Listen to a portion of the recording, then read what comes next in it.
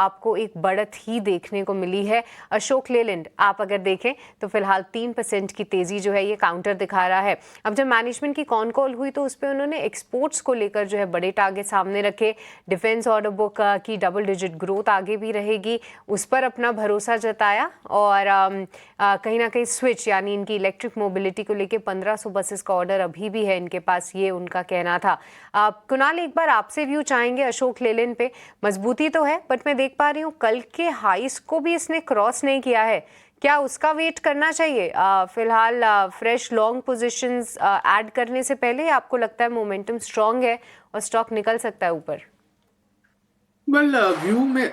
Well view मेरा positive side का ही है अशोक लेलैंड में। पहले भी अगर मैं बात करूँ तो 11 नवंबर को भी हमने 18 पे अशोक लेलैंड बाय खरीदारी करके चलने की सलाह दी थी 142 के एसएल के साथ। फिलहाल स्टॉक 146.65 के अराउंड ही यानी उसी प्राइस लेवल पे ट्रेड हो रहा है।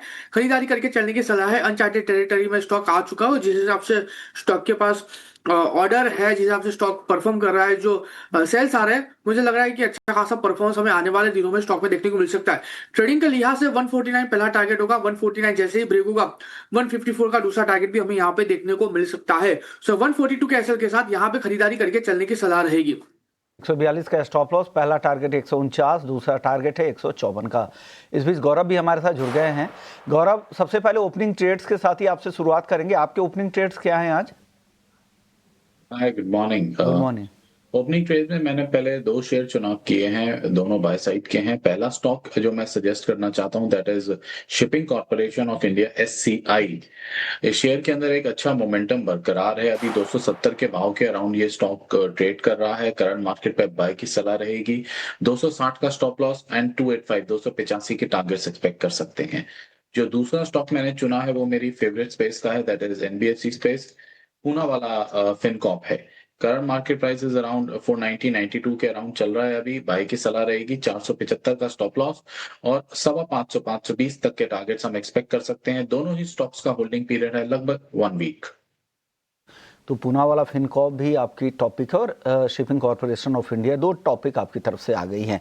आइनॉक्स विंड के शेयर पर एक बार नज़र डालते हैं, क्योंकि यहाँ पे कंपनी को 100 मेगावाट का इक्विपमेंट सप्लाई का ऑर्डर मिला है। हालांकि इस खबर से कुछ बहुत ज़्यादा एक्शन तो नहीं दिख रहा है।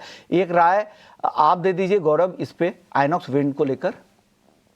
ये विषय, अभी आइनॉक्स विंड के स्टॉक एक अंडर परफॉर्मिंग काउंटर रहा है। इन अ वे देखा जाए तो एक रेंज बाउंड मूव चल रहा है 160 ऑन द हायर साइड, जिसमें एक रेजिस्टेंस फेस कर रहा है, and 130-135 on the down side. ये मिडिल ऑफ द रेंज में अभी ट्रेड कर रहा है। This is a no trade zone. ना तो यहाँ से एग्जिट बन रहा है और ना ही यहाँ से फ्रेश लॉन्ग पोजीशन बन रहा है। So it's at best to avoid this stock. Okay, चलिए, तो ये राय इस पर निकल कर आ रही। लेकिन चलिए, बाजार में कहीं बहुत सारे एक्शन हैं, उस एक्शन पर नज़र रखना ज़रूरी है। एशियन